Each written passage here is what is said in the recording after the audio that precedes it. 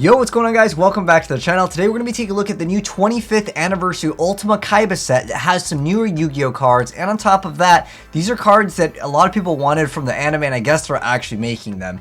And on top of that, we're going to be taking a look at a new fairy/light support. If you're excited about that, drop a like on this video. But anyways, let's go ahead and get started with some of these newer cards. So anyways, this is courtesy of Yu-Gi-Oh News TCG, but obviously it's not coming out till April 22, so it's going to be a really long time before we actually get in the TCG. That's the OCG release date, I believe. But nonetheless, this is Attack Guidance Armor. It is a normal trap card that says when a monster declares an attack, activate one of these effects. You can destroy the attacking monster, or you to target one monster in the field other than the attacking monster, change the attack target to the target, and enter damage calculation. That can be really nasty, especially if some of your monsters can get bonus effects if like destroy the monster. That's actually kind of cool. The first effect of like just destroy, I mean, like, come on, Sakuratsu Armor in 2021, we're not even playing that card. Next up though, we're gonna be taking a look at Life Shaver. So this is a new continuous trap card that says you can only control one Life Shaver. It's a continuous trap card. Once per turn during your opponent's end phase, place one counter on this card. During the main or battle phase, if this card has any of its counters on it, you can send this card to the graveyard.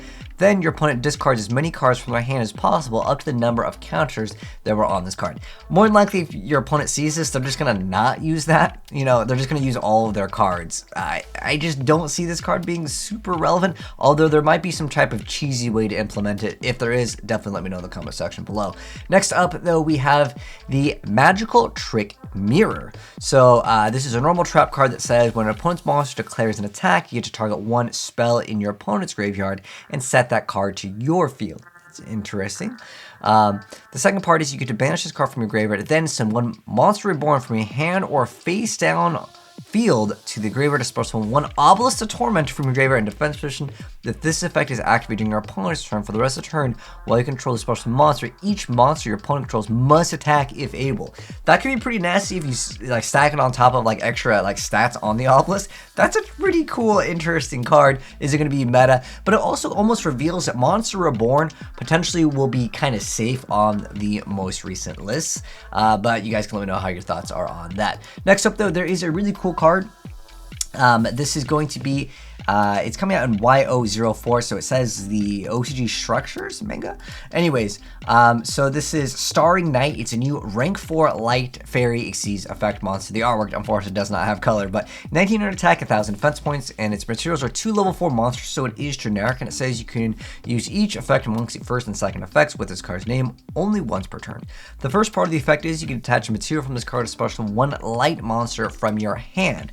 The second part of the effect is if this card is in your graveyard except the turn it was sent there, you get to target one level 4 light fairy monster you control and special summon this card, and if you attach the targeted monster to this card as material. So that's kind of cool. If you're able to resummon like later down the line, you can bring this card back and then detach and special summon a card from your hand. The card that I can think of that a lot of people would want to use in fairies is Christia, because it happens to be light. It doesn't even require a level. It doesn't even have to be a light fairy. There's probably a lot of other good targets with this card, and I think that this card is definitely a viable card at the end of the day. This is really awesome. Again, specifically for like, you can just bring the card back and then resummon the Christia, because when Christia goes away, it gets top deck, so you draw it anyways, right? So as long as you get a level 4 out, that it's a light fairy monster, you can use this card's effect again. But there are other decks that may be able to utilize that card.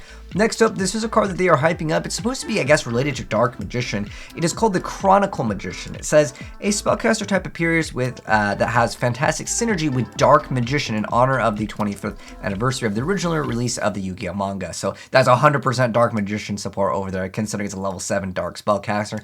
I'm wondering what it's going to do. You guys can comment down below, because, you know, obviously when they hype up things, they want people to, you know, speculate on what it's going to do. Watch, it's going to be mediocre. But honestly, the new Dark Magician support is pretty good, and we're getting new chaos stuff, so it could be used for like the chaos black illusion stuff. And on top of that, we are getting confirmation previously that there is going to be newer support for like older stuff, and when I think older stuff, it's always Blue Eyes and Dark Magician, so we are going to get even more support for Dark Magician later down the line. But that's Chronicle Magician just getting kind of hyped up, and we'll see what that effect is once it does come out. Now, the last bit of news is actually for Master Duel news. So this is for a Tokyo Game Show. The only really important thing is that on September 30th, don't worry about the time, because we're probably going to be asleep because time zone differences.